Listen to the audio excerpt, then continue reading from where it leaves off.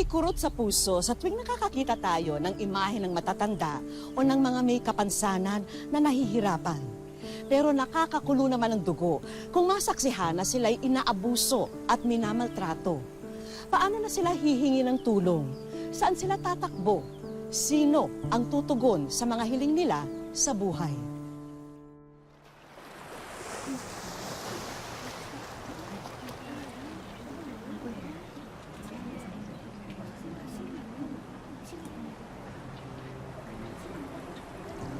Mayang? Mayang! Mayang! Anong nangyari sa'yo? Sino gumawa nito, Mayang?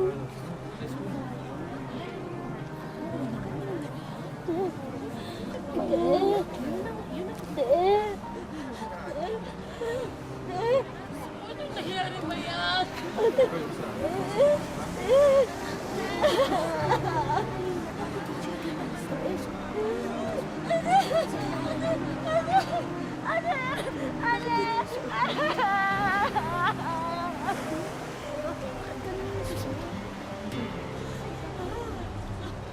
Kapitan, magrereklamo po sana kami tungkol kay Lindo.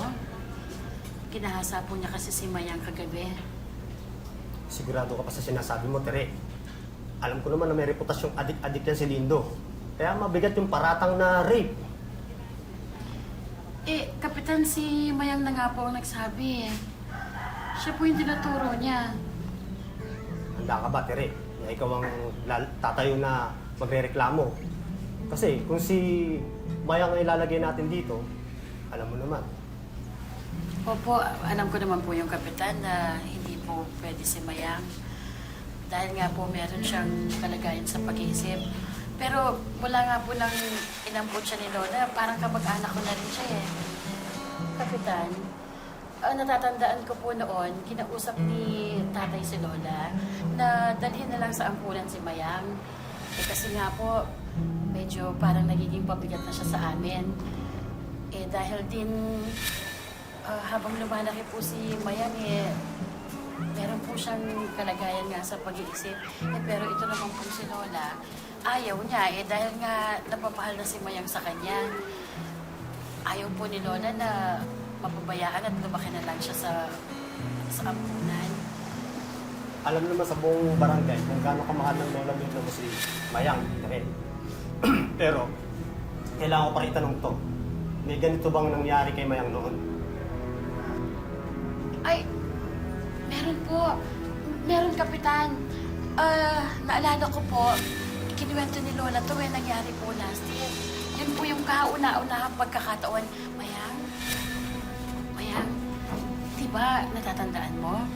Yung kinausap ka ni Lindo, tapos meron siyang binibigay sa'yo. Yung binibigyan ka niya ng candy. Ikwento mo nga, Mayang. Ikwento mo. Sige na, Mayang. Ikwento mo lang. Ikwento mo sa amin. Andito naman ako eh.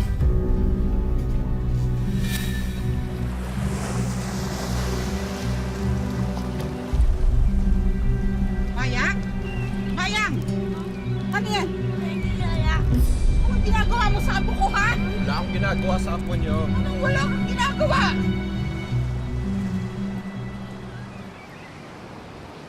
Huwag kang kukuha ng candy kahit kanino, ha? Huwag, ha? Ano nangyari? May ginagawa sa apo ko, eh. Hoy, tanda, mag-iingat kasi na sabi mo, ha? May nakita ka bang ginagawa ko sa apo mo?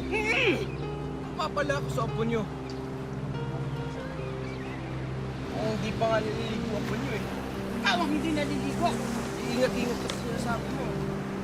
Ikaw ang mag-iingat. Bastos! Mayang? Lola? May ginawa ba siya sa'yo? Ha? May ginawa sa'yo? Kuha ng candy kahit kanino, ha? Oo, bawal. Masama, ha? Huwag, ha? Tapos ho, umuwi na ho kami ni Lola. Nanilis siya ka ni Lindo?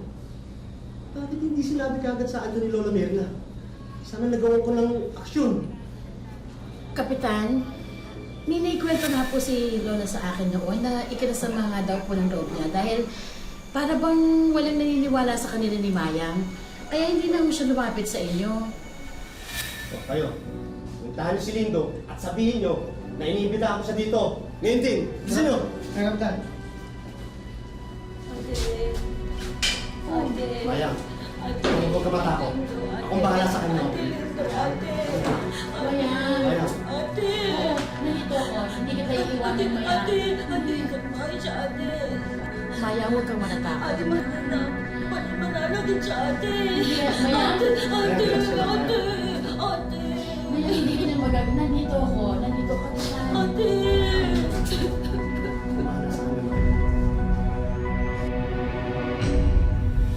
La, handa ko na hapunan. Oo. Kakain na tayo. Te, Ay, ako po, Lala. Sa bahay na lang po ako kakain.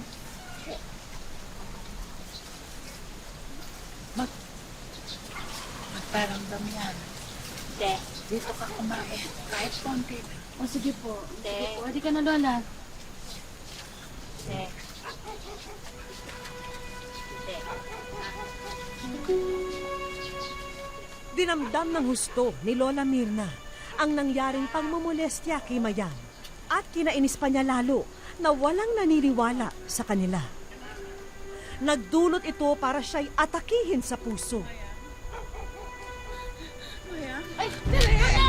Lola! Ay, Lola! Lola! Mayang!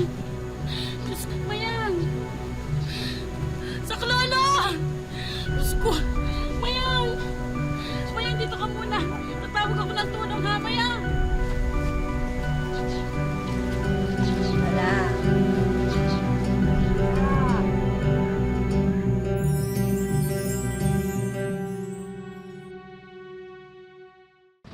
Ika-21 ng Hunyo noong 2011, nang huling masilayan ng kanyang pamilya, ang 49 na taong gulang na si Danilo Lazatin. Meron siyang mga tattoo sa magkabilang braso at balikat. Ang sinumang may impormasyon tungkol kay Danilo ay maaari pong makipag-ugnayan kay Dailylin Lazatin. May espesyal na kondisyon at hindi raw nakakapagsalita si Cedric Laksamana. Ayon sa mga huling nakakita, February 14 nang pumunta si Cedric sa Baclaran at sumakay ng jeep patungong Bacoor, Cavite. Maari pong tawagan si Barangay Captain Dudoy Miguel kung sakaling makita ang bata. Wish ko lang.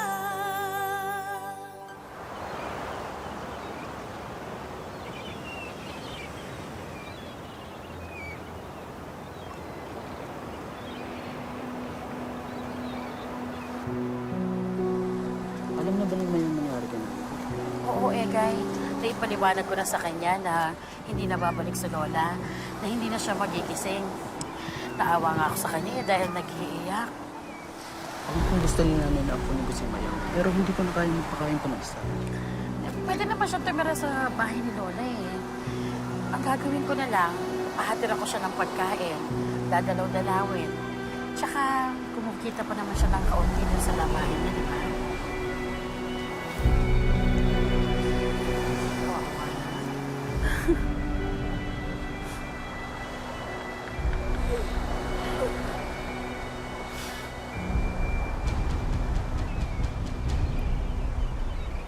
Isang napakalaking trahedya sa buhay ni Mayang ang pagkamatay ni Lola Mirna na itinuring niyang ina. At ngayong nag-iisa na, ano na ang kahinatnan ng kanyang kinabukasan.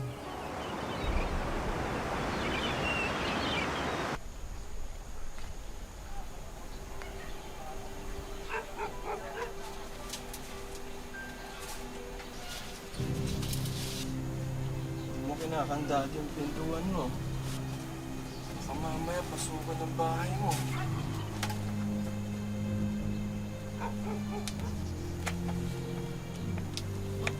Huwag ka maingay. Huwag ka maingay! Huwag kang sisigaw! Huwag kang maingay! Masasaktan ka lang! Huwag ka! Papatayin kita! Papatayin kita! Huwag ka mali! Huwag ka mali! Huwag kang... Papatayin kita! Huwag kang magulo!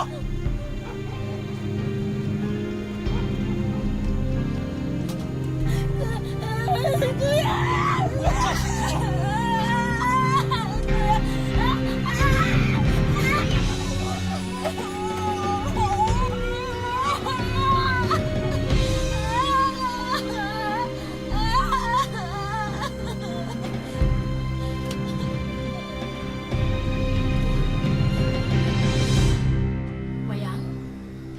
Diyos ko. Mayang! Mayang, anong nangyari sa'yo? Mayang, anong nangyari sa'yo? Magsalita ka, Mayang. Anong nangyari sa'yo? Bakit tayo mo sabihin sa akin? Diyos ko, Mayang.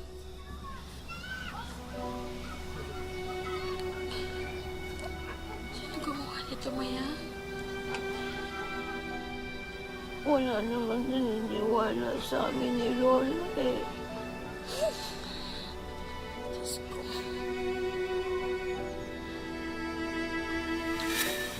Ibig niyo sabihin, pangalawang beses na nangyari ito? Bakit hindi niyo kagad dinireport? Kapitan, di ba nga po, ayaw nga magsalita ni Mayang dati. Una, pinagbantaan siya ni Lindo na papatayin siya kapag nagsalita. Pangalawa, di ba po baka walang maniwala sa kanila? Naalala niyo, pinagtawanan nga sila nung unang mamuleso si Mayang. Naniniwala ako, Tere. Pero paano kayo patutupad ang batas kung walang magre-reklamo? Tsaka paano ko uhulihin na may kasalanan kung walang maglalakas loob na magsalita?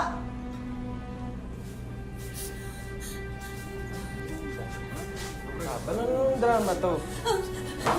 May reklamo laban sa'yo. Diyan, naniniwala kayo sa abli na yan? Mayang, kailangan ko malaman kung ano nangyari. Kailangan mo rin kwento sa akin para matulungan kita.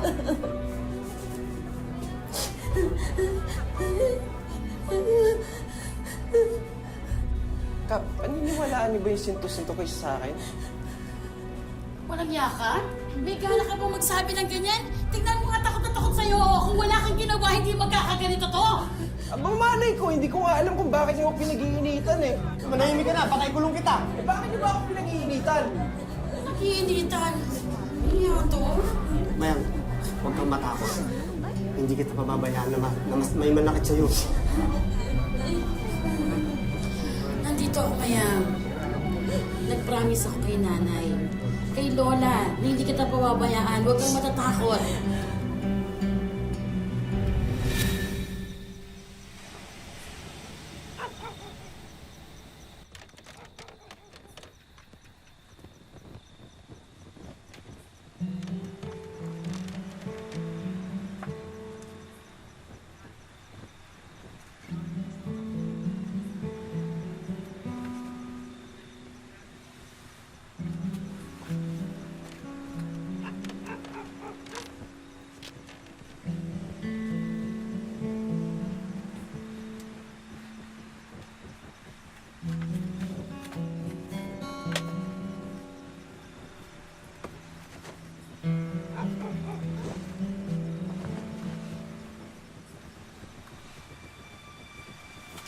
Mayang? Mayang! Papasukin mo ako! Mayang! May candy ako dito! Papasukin mo ako! Mayang! Mayang, buksan mo to! Mayang! Mayang! Mayang, buksan mo to! Mayang! Mayang, buksan mo to! Mayang! Mayang!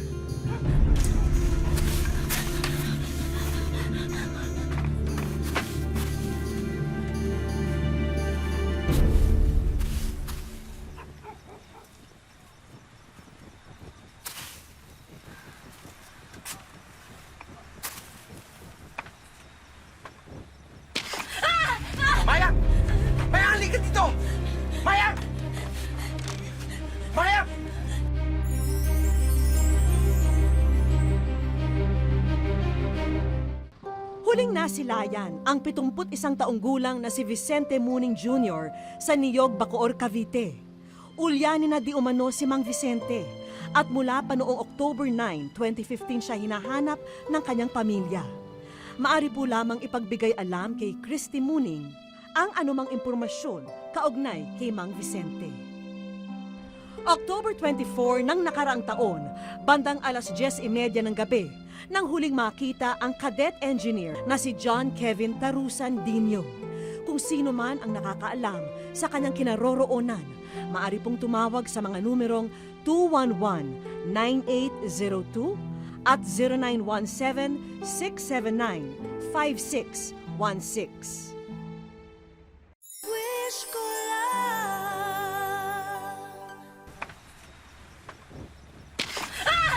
Mayang! Mayang, halika dito! Mayang! Mayang! Mayang! Mayang!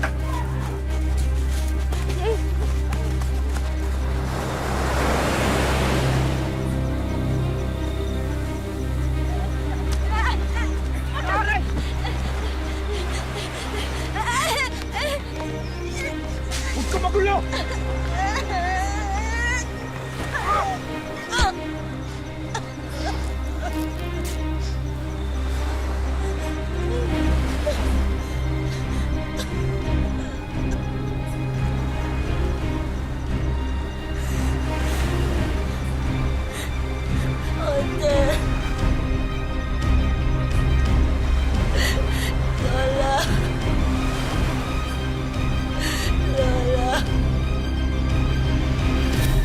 Wala kayong kaso, wala kayong witness. Meron lang kayo kwento na sinto-sinto. Totoo po yung sinabi ni Mayang.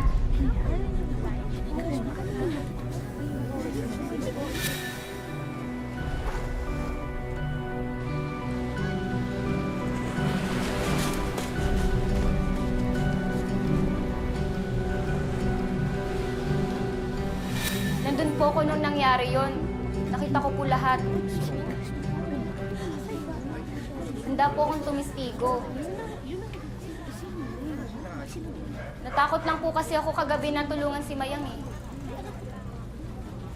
Hindi niyo ako pwedeng kasuhan. May complainant ako, may eyewitness ako, kaya may kaso ako. Kaya dalhin niyo na sa presinto sa may kabayanan. Hindi! Hindi! Sandali! Sandali! Ha? Para kay Mayang yan!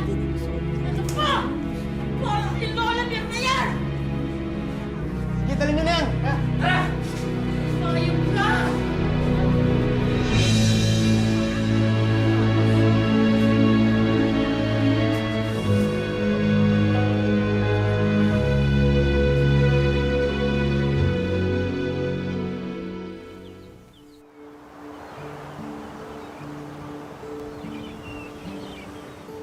Halos 3 taon na ang nakalipas mula nang namaalam si Lola Mirna, ang kinikilalang ina ni Mayang.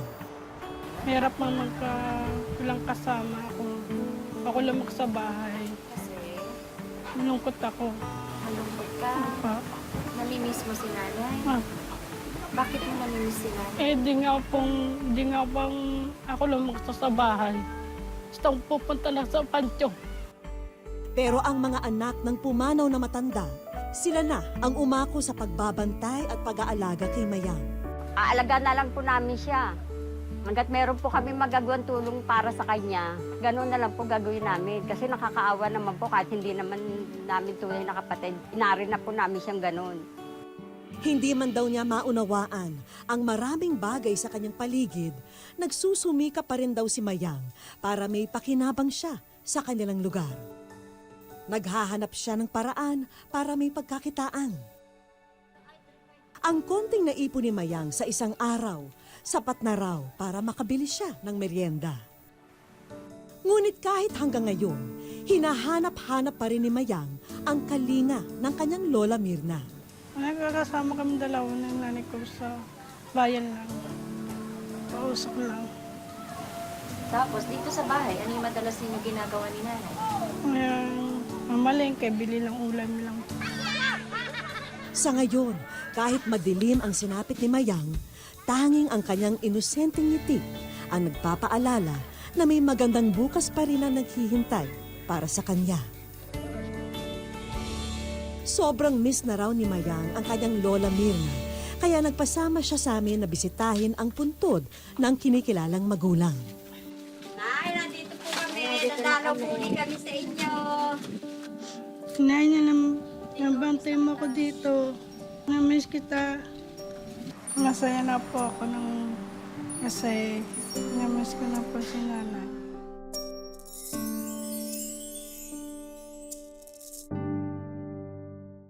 Sa aming pagbabalik, kamusta? Mayang ang itatawag ko sa'yo. Yan ang name mo. Ha? Mayang. Ako si Vicky. At ikaw ay nasa wish ko lang. Ha? Oo. Kamusta? Ito po. Bakit? Bakit ka naluluha? Bakit? Sige nga, sabihan mo. Sabihan mo sa akin, bakit ka naiyak? Noong nakaraang Sabado, ipinakita po namin sa aming programa ang larawan ni Ronavel Falalimpa na 5 buwan ang nawawala. Buti na lang na isang social worker ang nakakita at kumupkup sa bata. Ngayon, muli nang nakapiling ni Ronavel ang kanyang mga mahal sa buhay. Nais ko po sanang pasalamatan lahat ng tumulong sa kapatid ko. Isa na doon yung wish ko lang, sa GMA, lahat-lahat po ng staff nila. Maraming salamat po.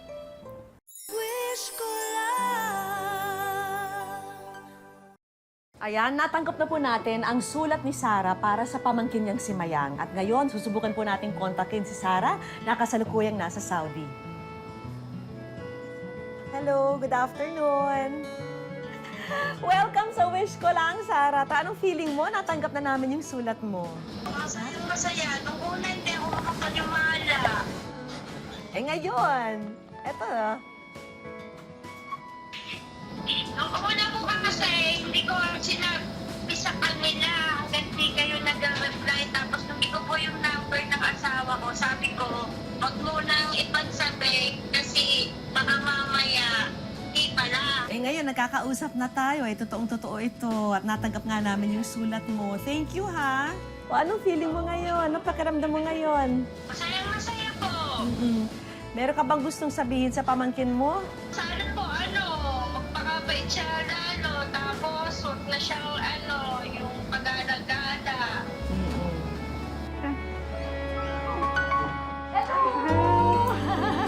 Kamusta? Mayang ang itatawag ko sa'yo. Yan ang name mo. Ha? Mayang. Ako si Vicky. At ikaw ay nasa wish ko lang. Ha? Oo. Kamusta? Ito po. Bakit? Bakit ka naluluha? Bakit? Sige nga, sabihan mo. Sabihan mo sa akin, bakit ka naiyak? Ha? Ha? Oh. Bakit na?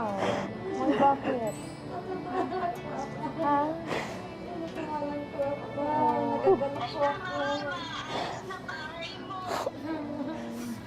Ito para sa'yo. Ganun po. Ay.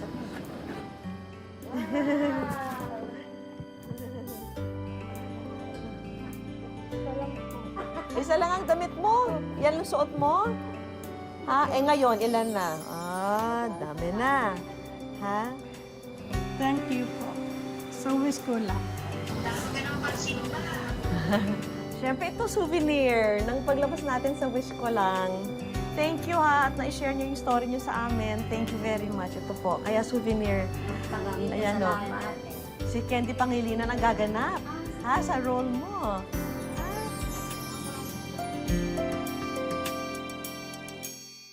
Para hindi na mahirapan ang mga kinikilalang kapatid ni Mayang, para siya'y suportahan, may handog kami na kabuhayan na maaari nilang pagtulungan. Sa inyo.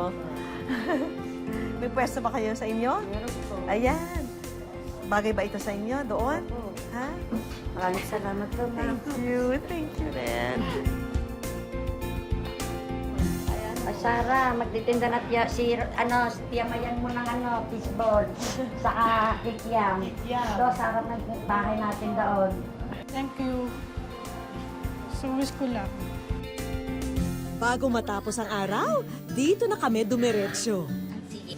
Si Mayang ay ilang taon? 40. 42.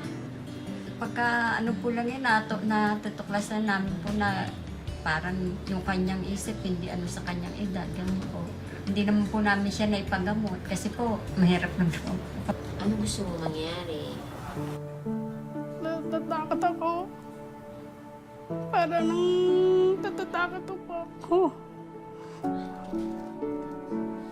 Babalikan niya Si Mayang halos maiyak pa rin habang ikinekwento ang mapait na sinabi. Matapos ang konsultasyon, tila napawi na ang mga luha ni Mayang at ng mga kapatid sa sinabi ni Doc. Ako ay willing na tulungan siya sa aking makakaya as a witness sa kapasidad niya as a person with disability. Especially ngayon ay wala siyang capacity mag-decide on herself. At hindi nga siya nakapag-aral eh. No? So, meron siyang mental retardation na dapat nga alagaan, gagabayan, tutulungan. Para sa akin, importante dito tulong-tulong kayo. Kasi kung ang inyong family members ay nandyan para sa kanya, meron siyang paghuhugutan ng lakas. Andito lang kami, ha? Tulungan ka namin. Salamat po, Doktora. Responsibilidad ng bawat isa sa atin na tulungan ang ating kapwa. At mas malaking tungkulin natin ang alagaan at ipagtanggol ang kapakanan ng ating kapwa. Lalo na kung sila'y may kapansanan. Ako po muli si Vicky Morales, mga kapuso. Nagpapasalamat sa inyong pagsubaybay. Dito po sa Wish Ko Lang.